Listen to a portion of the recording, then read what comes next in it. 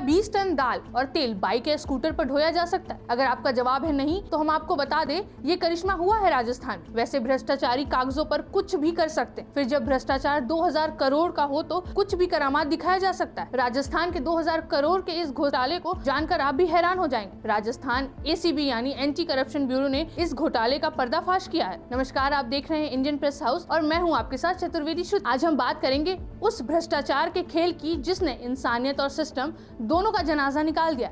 जब पूरी दुनिया कोरोना की महामारी से लड़ रही थी और गरीब परिवारों के सामने 2 वक्त की रोटी का संकट था, तब राजस्थान में कुछ लोग मासूम बच्चों के निवाले पर अपनी तिजोरियां भर रहे थे। 2023 करोड़ रुपए का बजट और 2000 करोड़ की खुली लूट। आज की इस स्पेशल रिपोर्ट में हम खोलेंगे इस राशन माफिया का एक एक काला चिट्ठा। ये कोई साधारण चोरी नहीं थी, ये एक सोची समझी रेट फिक्सिंग थी। जांच में सामने आया है कि कुछ सरकारी अधिकारियों ने चुनिंदा सप्लायर्स के साथ मिलकर एक सिंडिकेट बनाया। खेल बहुत सीधा था। बाजार में जो सामान कम कीमत पर मिल रहा था, उसे सरकार को कई गुना महंगी कीमतों पर बेचा गया। दाल, तेल और मसालों के रेट्स को जानबूझकर कागजों पर बढ़ाया गया ताकि बीच का मोटा मार्जिन इन भ्रष्ट अफसरों और सफेद पोश नेताओं की जेब में जा सके। नियम ऐसे बदल दिए गए कि टेंडर सिर्फ खास लोगों को ही मिले और ईमानदार सप्लायर्स इस सिस्टम से बाहर हो जाएं। भ्रष्टाचार की हद तो तब पार हो गई जब ट्रांसपोर्टेशन की जांच हुई। नियम के मुताबिक राशन के पैकेट ट्रकों में भरकर स्कूलों तक पहुंचने थे, लेकिन जब बिलों की पड़ताल हुई तो पैरों तले जमीन खिसक गई।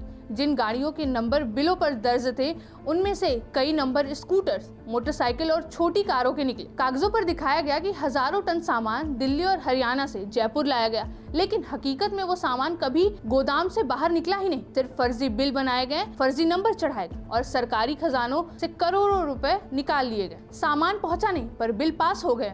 इस मामले में अब तक 21 लोग के खिलाफ एफआईआर दर्ज हो चुकी है। इसमें सबसे चौंकाने वाला नाम पूर्व कैबिनेट मंत्री के बेटों का सामने आया है। आरोप है कि उनके रसूख का इस्तेमाल कर टेंडर्स की शर्तों को बदला गया। इसके अलावा सरकारी संस्थानों के कई बड़े अधिकारी और सफेद पोश कारोबारी इस जांच के घेरे में हैं। इन लोगों ने मिलकर सिस्टम को ऐसा हाईजैक किया कि कोई और सप्लायर इस दौड़ में शामिल हो ही ना सके। ये सिर्फ भ्रष्टाचार नहीं, ये उन लाखों बच्चों के साथ धोखा है जिनके पोषण के लिए ये पैसा जारी हुआ था। अब इस केस में ईडी की एंट्री हो चुकी है। जांच सिर्फ घोटाले तक सीमित नहीं है, अब बात मनी लॉन्ड्रिंग की है। जांच एजेंसियां अब ये पता लगा रही हैं कि इस 2000 करोड़ की काली कमाई को कहां और कैसे सफेद किया गया। ईडी को शक है कि बच्चों की हक का ये पैसा सेल कंपनियां बनाकर जमीन जायदाद और बड़े आलीशान बिजनेस में खपाया गया। अब उन सभी सफेद पोश चेहरों की नींद उड़ गई है जिन्होंने आपदा के समय मासूम की थाली पर डाका डाला था। दोस्तों, ये 2000 करोड़ रुपए सिर्फ एक आंकड़ा नहीं, सोचिए इस पैसे से कितने बच्चों का भविष्य संवर सकता था, कितने नए स्कूल बन सकते थे। भ्रष्टाचार के इस वायरस ने मासूमों की थाली से दाल छीन ली और बदले में उन्हें मिलावट और धूल देने की कोशिश की। ये सिर्फ पैसों की चोरी नहीं, ये उन गरीब परिवारों का भरोसे का कत्ल है। आपको क्या लगता है कि सिर्फ सस्पेंशन या एफआईआर काफी है, या फिर इन पर ऐसी सख्त कार्रवाई होनी चाहिए जो एक मिसाल बने? आपकी इस पूरे मामले में क्या राय है? क्या आपको लगता है कि असली मास्टरमाइंड कभी पकड़े जाएंगे? कमेंट बॉक्स में हमें अपनी राय जरूर बताएं। इस वीडियो को ज्यादा से ज्यादा शेयर करें ताकि इन राशन माफियाओं का सच हर घर तक पहुंचे। और इंडियन प्रेस हाउस को लाइक, शेयर, सब्सक्राइब करना ना भूलें।